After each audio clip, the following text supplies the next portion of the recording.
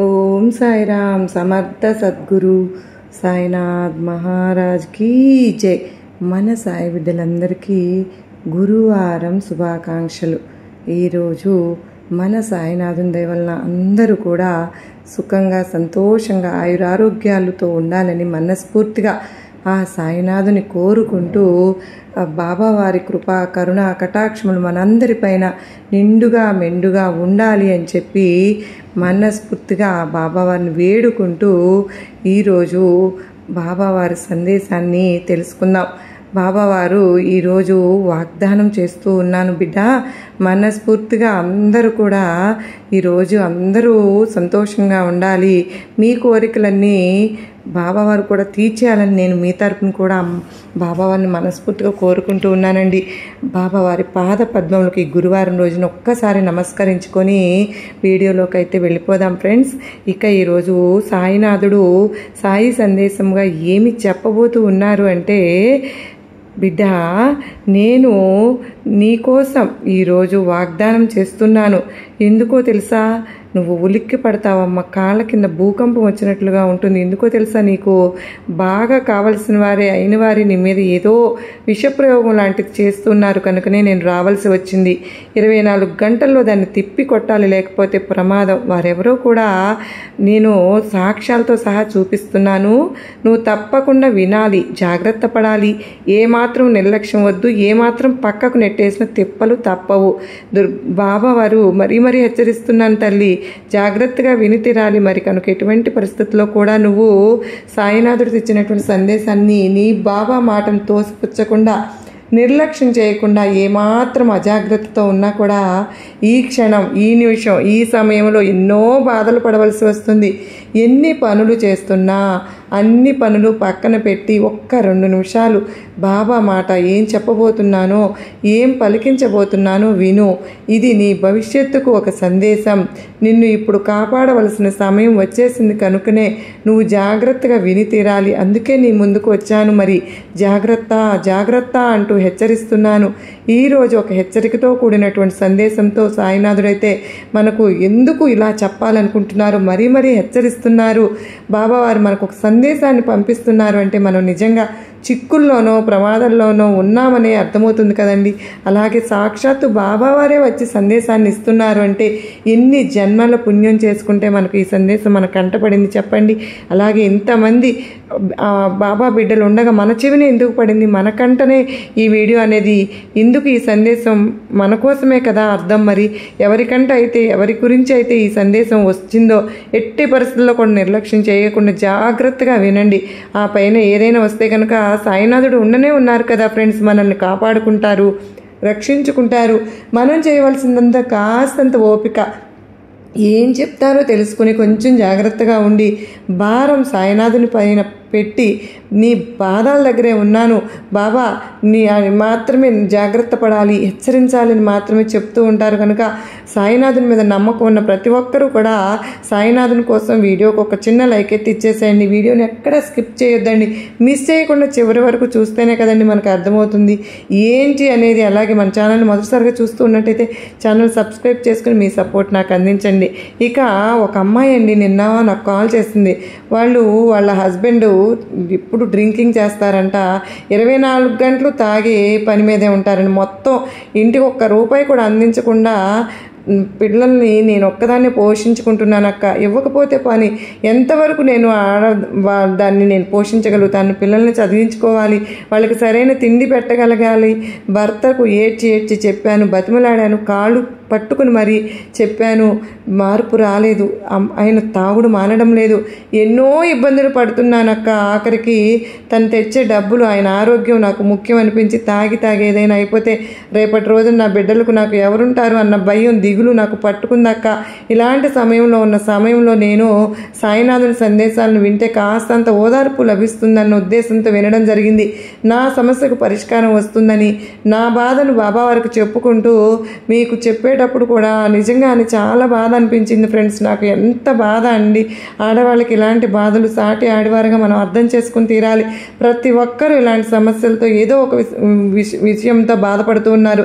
నిజంగానే ఎవరికైనా సరే ఈ వీడియో కనెక్ట్ అయ్యి వాళ్ళ జీవితంలో మార్పు రావడం ఒక్కరికైనా సరే జరిగినా నాకు సంతోషం అనిపిస్తుంది. కామెంట్ సెక్షన్లో షేర్ చేస్తూ ఉంటారు, నాకు ఎంతో ఆనందం కలుగుతుంది. నిజంగా సాయినాథుడు అలాంటి అద్భుతాలను చూపిస్తున్నారు ఫ్రెండ్స్. నిజంగా మనందరికీ కూడా ప్రతిరోజు అలాగే మన దగ్గరకు సాయినాథుడు స్వయంగా వచ్చి సంతోషంగా నా బిడ్డలు నా భర్తతో సుఖంగా ఉన్నాను అని చెప్పి ఎంతో హ్యాపీగా సాయినాథుని ముందు ఇటువంటి సందేశాలను మాకు అందిస్తూ ఉన్నారు.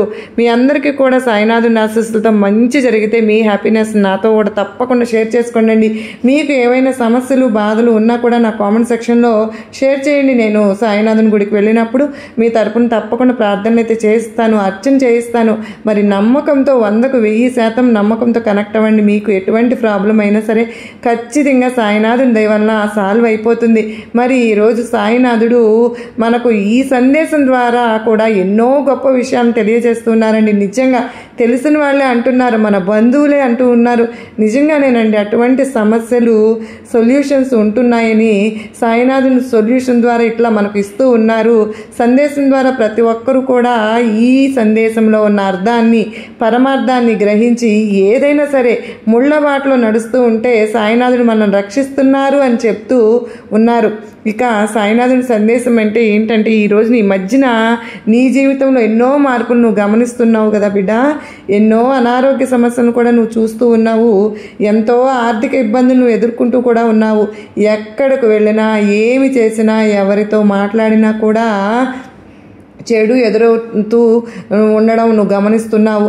ఏది పట్టుకున్న బూడిదైపోతుంది, ఏది ముట్టుకున్న మాడి మసి అయిపోతుంది అని నీకు అనిపిస్తుంది. ఎన్నోసార్లు అడిగావు, బాబా ఎందుకు తండ్రి నా జీవితం ఇలా అయిపోయింది, అసలు ఏమవుతుందో కూడా నాకు తెలియటం లేదు తండ్రి, ఇంతకాలం కూడా ఇంత బాగానే ఉన్నాను, నేను ఈ కొద్ది కాలంగా కొన్ని రోజులు ఎందుకు ఇలా అయిపోతున్నాను, ఏం జరిగింది బాబా నాకు ఈ దురదృష్టం ఏంటి, ఈ దరిద్రం ఏంటి, నాకు ఈ దరిద్రం ఇంతలా పట్టి పీడిస్తుంది, నాకు ఎవరో ఏదో చేశారు అనిపిస్తుంది బాబా, నాకు ఎవరో కళ్ళు నా మీద పడ్డాయి అనిపిస్తుంది, లేకపోతే ఇంత చక్కగా ఉన్న నేను ఇన్ని బాధలు పడటం ఏంటి తండ్రి అంటూ ఎంతో బాధపడుతున్నావు. గుర్తుందా? నన్ను అడిగావు కూడా, గుర్తుందా తల్లి? వాటన్నింటినీ ఈరోజు నీ బాబా నా దగ్గర ఒక సందేశాన్ని తెలుసుకోబోతున్నావు తల్లి. అది కూడా నేను నిప్పులు కక్కుతూ ఉగ్ర రూపంలో వచ్చాను, నిన్ను హెచ్చరించాలని, నిన్ను జాగ్రత్త చేయాలని, పదే పదే నాకు చెప్పి నీకు తెలియచేయాలని. బిడ్డ జాగ్రత్తగా విను. నీ ప్రతి ఒక్క అనుమానానికి కూడా నీకు సమాధానం దొరుకుతుంది. నిద్ర సరిగా లేదు, ఆకలి సరిగ్గా లేదు, ఏదో పోగొట్టుకున్న దానిలాగా బద్ధకంగా సోమరితనంగా ఉలిక్కిపడి లేచి కూర్చుంటూ, నిద్రలు కూడా ఉలిక్కిపడి లేచి కూర్చుంటూ ఎవరో నిన్ను ఏదో చేసేశారు, తరుముకొస్తున్నట్లు ఇలాంటి భావనలన్నీ కూడా నీకు కలుగుతూ ఉన్నాయి కదూ బిడ్డ.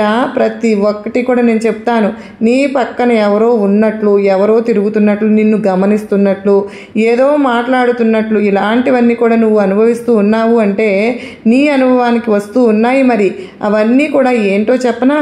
జాగ్రత్తగా వింటావా? మరి తల్లి విని తీరాల్సిన సమయం కూడా వచ్చేసిందమ్మా. ఎందుకో తెలుసా? రోడ్డు మీద నడుచుకుంటూ వెళ్ళేటప్పుడు ఎవరైనా సరే ఏవేవో వాళ్ళ ఇంట్లో జరిగినవన్నీ కూడా చేతపడిలని అదని అంటూ ఉంటారు కదా, ఎంతో భయపడుతూ ఉంటారు కూడా. నువ్వు ఎంత అభివృద్ధి చెందినా కూడా ఇలాంటివి చేసేవాళ్ళు ఎక్కడ కూడా తగ్గడం లేదు. వారి ఆలోచనలు అంత క్రూరంగా ఉంటున్నాయి కనుక, వికృతంగా ఉంటున్నాయి కనుక దానివలన వికృతమైన చేష్టలు చేస్తూ ఉన్నారు. ఎదుటి వారిని వారి చేతలతో హింసిస్తూ ఉన్నారు, బాధ పెడుతూ ఉన్నారు. మానసికంగా వారు నలిగిపోతూ, ఆరోగ్యపరంగా నలిగిపోతూ, ఆర్థిక పరంగా నలిగిపోతూ ఉంటే వీరు చూసి పైశాచిక ఆనందాన్ని పొందుతూ ఉన్నారు. ఎందుకంటే ఎదుటివారు చక్కగా ఆనందంగా ఎదుగుతూ ఉంటే చూడలేని తనము, ఓరవలేని తనము, ఆ ఓరవలేని తనంతో ఇవన్నీ కూడా చేస్తూ ఉన్నారు.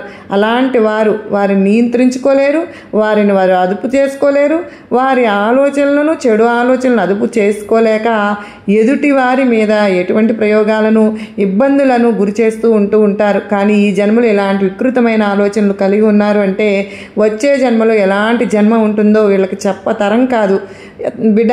ఇంకా ఇప్పుడు పైశాచిక ఆనందం పొందుతున్న వీళ్ళు అంతా వచ్చే జన్మలో వారికి అప్పుడు ఉంటుంది, అప్పుడు బాధపడవలసి వస్తుంది. తీరిగ్గా పశ్చాత్తాపడతారు. అలాంటి భయంకరమైనటువంటి అటువంటి వికృతమైన చేష్టలు జరిగే ఈ ప్రయోగాలు జరిగితే ఎలా ఉంటుందో, రూప రాక్షసులుగా మారిపోతూ ఉన్నారు.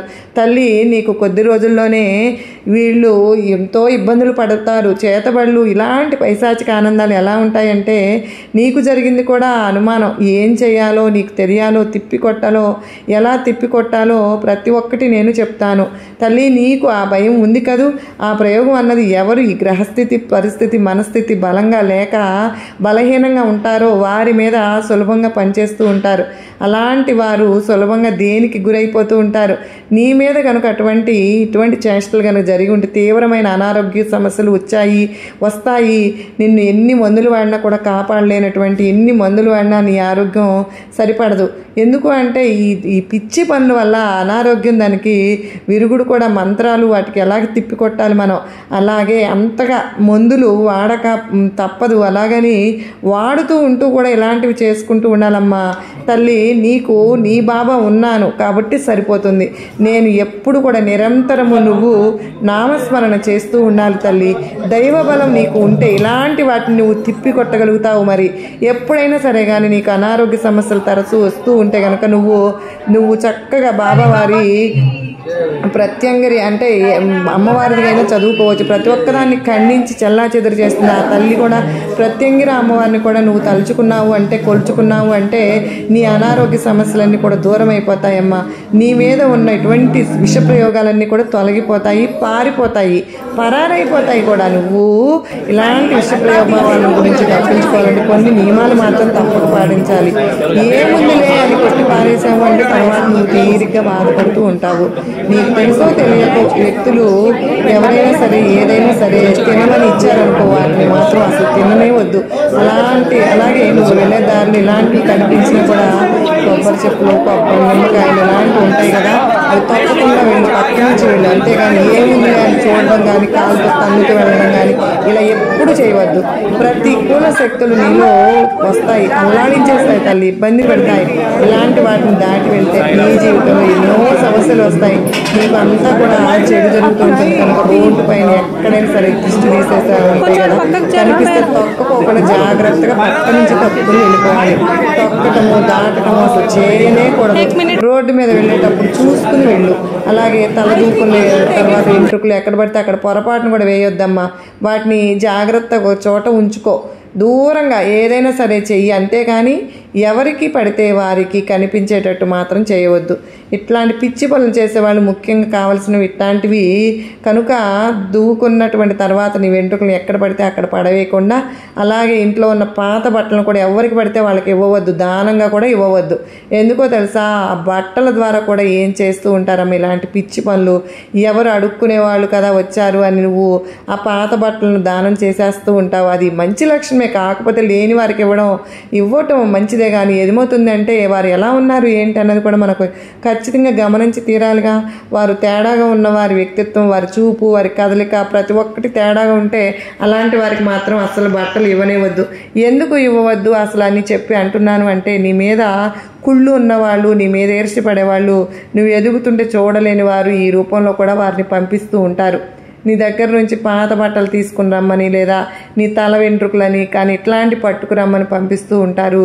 ఎందుకంటే వాటిలో ఏమన్నా కావాలన్నా కూడా నీకు చేయవచ్చు కనుక జాగ్రత్త. ఇలాంటి పిచ్చి ప్రయోగాలు చేసేవారు వ్యక్తి లక్షణాలు ఎలా ఉంటాయి తెలుసా, అవి నీలో ఉండవు, కానీ నువ్వు భయపడుతూ ఉన్నావు కాబట్టి చెప్తున్నాను.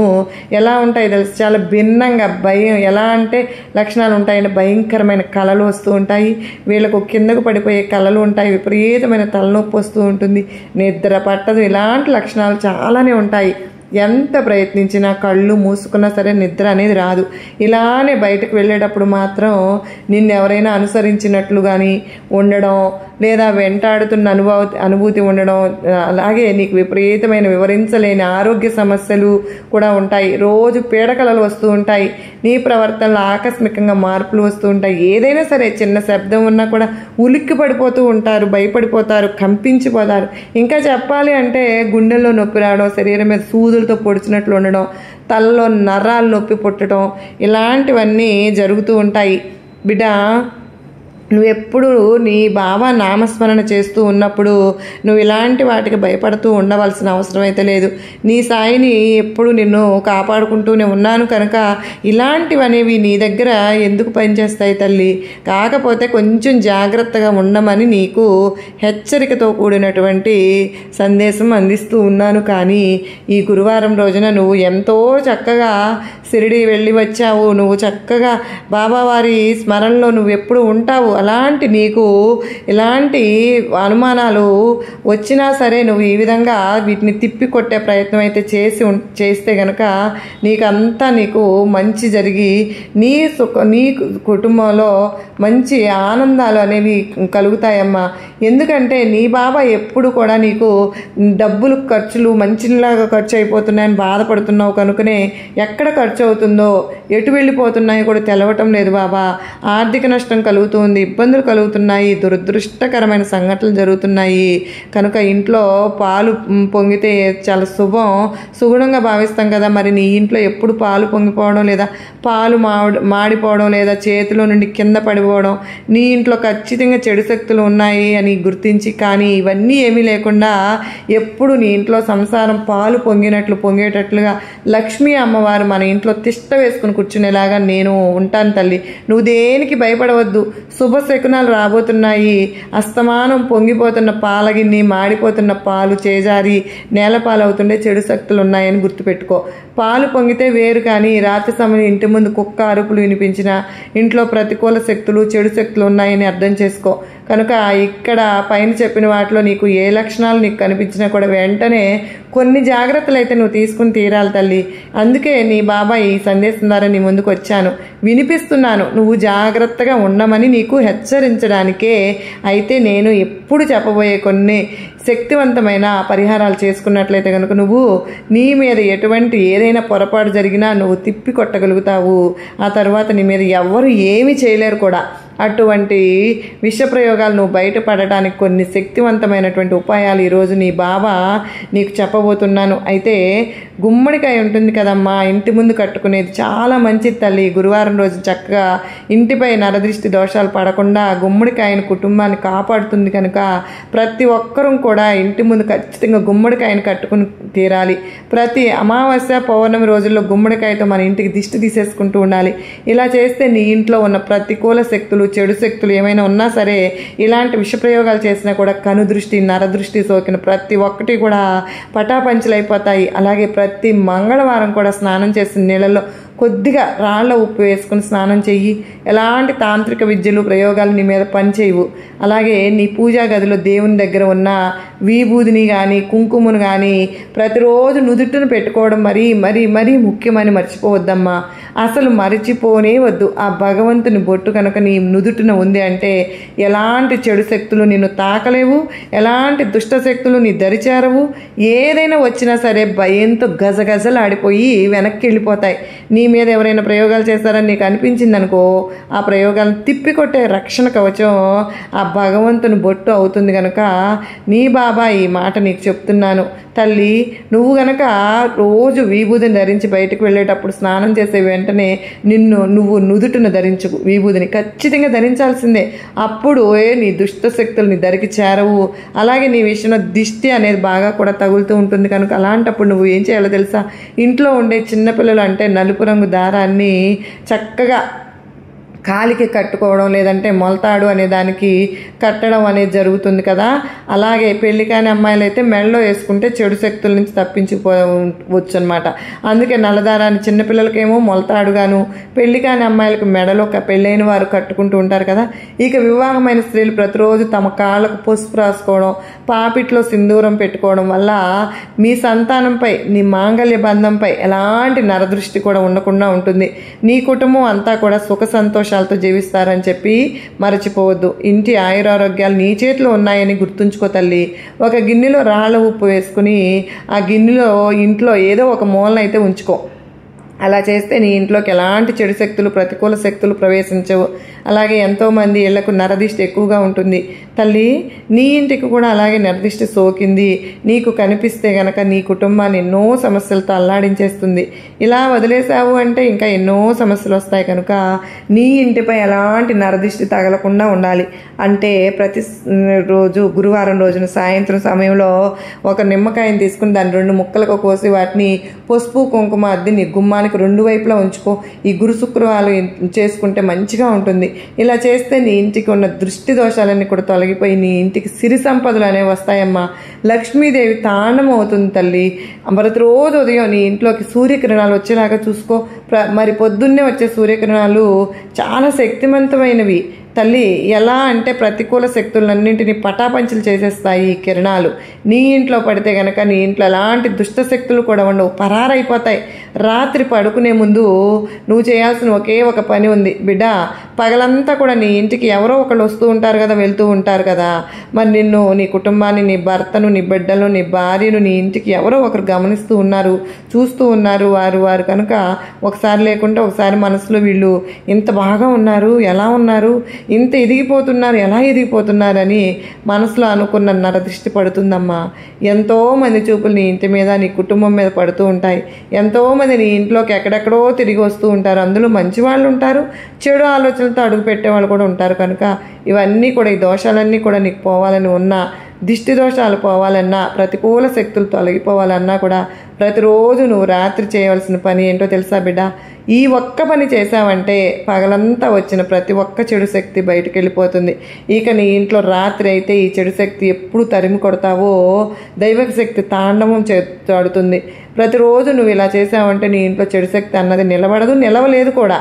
నువ్వు చేయవలసింది ఏంటో తెలుసా? 2 లవంగాలను కాల్చి ఇల్లంతా కూడా లవంగపు పొగను ధూపం వెయ్యి. అలా చేసావు అంటే ఇవాళ రేపు గురు శుక్రవారాలు ఇంట్లో ఉన్న దుష్టశక్తులన్నీ కూడా తొలగిపోతాయమ్మా. నీ ఇంటికి సంపద పెరుగుతుంది. లక్ష్మీ అమ్మవారు సిరి సంపదలు తాను ఆడుతుంది.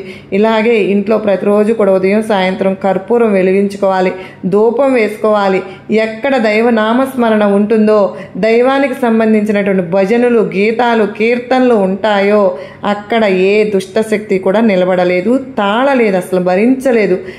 పరుగు పెడుతుందన్నమాట నీ ఇంటి నుంచి. అంత మాత్రమే కాదు తల్లి, పరిస్థితి మరీ భయంకరంగా ఉంది, భీతి కొలుపుతూ ఉంది అంటే గనక భయం కొలుపుతుంటే నీకు భయపడాల్సిన పని ఏమీ లేదు బిడ్డ. ఒక్కసారి బాబా గుడికి వెళ్ళి, దుర్గమ్మ గుడికి వెళ్ళి అమ్మకు, బాబాకు 2 నిమ్మకాయలు సమర్పించి నీ బాధను, కష్టాన్ని అంతా చెప్పుకుని వచ్చావు అంటే అమ్మ, బాబా నీలో ఉన్న భీతిని, నీ దుర్గమ్మను, నీ చుట్టూ ఉన్న దుష్టశక్తుల్ని, ప్రతికూల శక్తుల్ని, నీ మీద చేసిన విష ప్రయోగాలను తరిమి కొట్టేస్తారు. కనుక నాకు బాబా అమ్మ గుడిలో వచ్చి ఇచ్చే ఏపాకును తీసుకుని వచ్చి నువ్వు ఇంట్లో కనుక పెట్టుకున్నావు, నీతో పెట్టుకున్నావు అంటే ప్రతి ఒక్కటి కూడా నీలో ఉన్న ప్రతి ఒక్క చెడు కూడా పరారైపోతుందమ్మా. అలాగే నీకు భరించలేని భయం వేస్తుందా?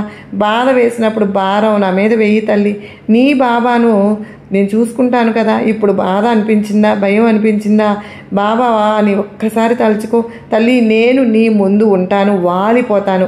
నీకు ఇంకా భయంగా ఉంటే నా మందిరానికి వెళ్ళి విభూతి తెచ్చుకుని చక్కగా నుదుటిని ధరించు తల్లి. నీకు కొండంత అండగా నేనుంటానమ్మా. నీ కొండంత ధైర్యంగా నేనుంటాను, కొండంత రక్షణ నేను ఇస్తాను తల్లి. ప్రతి ఒక్క చెడు శక్తిని, ప్రతి ఒక్క చెడు ప్రభావాన్ని నేను తరిమి కొడతాను. ఇదంతా కూడా నీకు తెలిసిన వాళ్ళు, అయిన వాళ్ళు, ఎవరు నీతో ఉన్నవాళ్ళు, చనువుగా ఉన్నవాళ్ళే చేశారు అనుకుంటున్నాను. ఎందుకంటే మీరు ఇద్దరు కూడా ఒకేసారి జీవితం మొదలుపెట్టారు కదా. వాళ్ళు అలాగే ఉండిపోయారు, నువ్వు ఎదిగిపోతూ ఉన్నావు.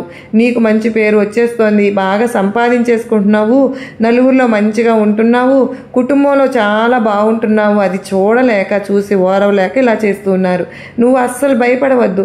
దుర్గమ్మ అండ నీకు ఉంది, బాబా అండ నీకు ఉంది. దేనికి భయపడాలి నువ్వు చెప్పు అంటూ సాయినాథుడు ఒక అత్యద్భుతమైనటువంటి సందేశం మన ముందుకు తీసుకొచ్చారు కదా ఫ్రెండ్స్. మరి ఈ సందేశంలో ఎంతో ఆంతర్యం ఉంది కదూ, అద్భుతంగా ఉంది కదూ. మరి మనకు గొప్ప నమ్మకాన్ని, ధైర్యాన్ని కూడా కలిగించింది కదూ. మరి సాయినాథుని ఆశీస్సులు ఈ గురువారం పూట ఎప్పుడు మనతో ఉండాలని మనం దేనికి భయపడవలసిన పని లేదండి. నిజంగా సాయినాథుడు ఇటువంటివి జరుగుతూ ఉన్న, ఎంతో పెరిగిపోయిన ఏదైనా మనలో ఆధునిక యుగంలో కూడా మనం ఇలాంటి పిచ్చి పనులు చేసేవాళ్ళు కూడా ఉంటూ ఉన్నారు.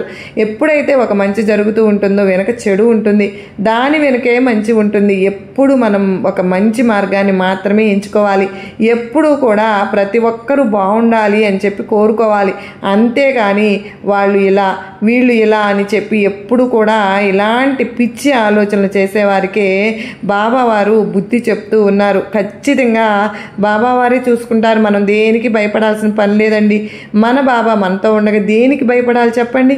మనకు అటువంటి ధైర్యాన్ని మనకు బాబావారు ఇస్తున్నారు కనుక మనందరము కూడా ఆ బాబావారికి ధన్యవాదాలు చెప్పుకుంటూ ఆ బాబావారికి ఒక్కసారి నమస్కారం చేసుకుంటూ మనకు మీ అందరికీ కూడా గొప్ప నమ్మకాన్ని ధైర్యాన్ని కలిగించిందని, మీకు ప్రతి ఒక్కరికి నచ్చిందని అనుకున్న ప్రతి ఒక్కరు కూడా సాయిబాబా సన్నిధి ఛానల్లోకి వచ్చిన మొదటిసారిగా అనుకొస్తే సబ్స్క్రైబ్ చేసుకుని వీడియోని మరికొంతమందికి షేర్ చేయండి. మరి దానికంటే భాగ్యం ఏముంటుందండి? జీవితంలో కొత్త వెలుగును మనం చూడగలుగుతున్నాం. మరి త్వరలో బాబావారు దీపావళి కూడా వస్తూ ఉంది. షిరిడీలో ఎంతో బాగా చేస్తూ ఉంటారు. నిజంగా మేము ఎప్పుడూ ఈ షిరిడీలోనే ఉండేవాళ్ళం. మొన్న ఈ మధ్యనే బాబావారి దైవ నవరాత్రుల తర్వాత మళ్ళీ వెళ్ళి రావడం వలన ఈసారి దీపావళికి నేను వెళ్ళలేకపోతున్నాను. మనం దీపావళి బాబావారి దగ్గర చాలా బాగా జరుగుతుంది. ఎందుకంటే దీపావళికి ఎక్కువ హాలిడేస్ ఇస్తారండి. అక్కడ మహారాష్ట్ర అంతా కూడా అసలు ఎన్ని రోజులు కూడా చాలా బాగుంటుంది. ఎప్పుడు కంటే కూడా దీపావళికి ఎక్కువ అక్కడ రద్దీగా ఉంటుందన్నమాట. వర్షాలు పడుతూ ఉన్నాయి అని చెప్తూ ఉన్నారు. అక్కడి నుంచి ఫోన్స్ చేసి వర్షాలు అన్నీ కూడా ఎంత ఆటంకం లేకుండా బాబావారి దీపావళి పండుగ మనందరం కూడా మన జీవితంలో గొప్ప వెలుగులు బాబావారు మనకు తీసుకొస్తారు.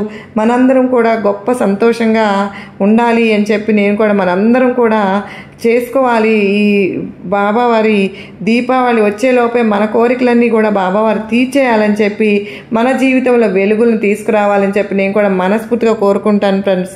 ఎందుకంటే సాయినాథుడు ఎప్పుడు ఏది మన కోసం ఏ టైంకి ఏది తీసుకొస్తారో బాబావారికే తెలుసండి. బాబావారు మన కోసం ధనం కావాలంటే ధనం అందిస్తానమ్మా, నువ్వు దేనికి కూడా భయపడాల్సిన పనే లేదు బిడ్డ. నీకు కావలసిన దాన్ని, నీకు రావాల్సిన దాన్ని నేను తీసుకొచ్చే తీరుతాను. ఇలాంటి చెడు ప్రభావాల నుంచి నేను ఎప్పటికప్పుడు కాపాడుకుంటాను. అష్టైశ్వర్యాలు నేను కల్పిస్తాను అని పదే పదే పదే మనకు బాబావారు చెప్తూ ఉంటే మన బాబా మనకు ఈరోజు ఈ గురువారం రోజు ఇంత ఘనంగా ఈ పని జరగబోతుంది అని నా మాటలు ఎప్పుడు కూడా ఒమ్ము కావు. విజయాలు నీ కోసం ఎదురు చూస్తూ ఉన్నాయి తల్లి. నువ్వు దేనికోసం దేని గురించి ఆలోచించకుండా బాబా చెప్పినట్లు ప్రశాంతంగా ఉండు. ఆనందంగా నీ జీవితాన్ని గడుపు. మనస వాచ కర్మణ సంతోషంగా ఉంటావని నేను చెప్తూ ఉన్నాను. ఈ చిన్నపాటి పరిష్కారాలను నువ్వు ప్రతినిత్యము కూడా చేసుకుంటూ ప్రయత్నిస్తూ ఉండు. మరి ఈరోజు సాయినాథుడు మనకు ఏదైనా కానీ అందిస్తున్నారు అంటే అందులో ఎంతవరకు మంచి జరుగుతుంది లేదా ఎంతవరకు నా జీవితం ఇలా ఉంటుంది, అసలు నాకే ఎందుకు ఇలా జరుగుతుంది అని చెప్పి అందరూ కూడా అనుకుంటూ ఉంటారు, సంతోషంగా ఉంటారు. నేను ఎందుకు దుఃఖిస్తున్నాను అని మాత్రం ఎప్పటికీ కూడా నువ్వు అనుకోనే వద్దమ్మా. ఎందుకంటే ఏ ఒక్క సంతోషంగా ఒకే రకంగా ఉన్నది ఉండదు. జీవితాన్ని శ్రద్ధగా ఆనందంగా గడిపితే చాలు అనుకుంటే చాలు. అసలు నాకు దేన్ని ఉద్దేశించి ఈ విధమైనటువంటి మాటలు నాకు చెప్తున్నారు బాబా అనేటటువంటి అంశాల గురించి నువ్వు ఆలోచిస్తున్నావు కదూ. ఆ అంశాలన్నీ నీ జీవితానికి ముడిపడినవి కనుకనే నేను చెప్తున్నాను. నీ జీవితంలో ప్రతినిత్యం కూడా జరుగుతున్నటువంటి విషయాల గురించి తెలుసుకోవాలి. ఏదైనా సరే కానీ ఒకరితో మాట్లాడే ముందు జాగ్రత్తగా ఆలోచించి మాట్లాడు. అనవసరంగా నీకు ఉన్నటువంటి అభిప్రాయాలను వేరే వారిని బాధించే విధంగా ఎప్పుడు ఉండకూడదని చూసుకో. ఈ గురువారం రోజున నీకు ఇటువంటి సమాచారాన్ని అందించాలని నీ ముందుకు వచ్చాను. నువ్వు సంతోషంగా ఉండాలని ఆశీర్వదిస్తూ సర్వేజన సుఖినో భవంతు.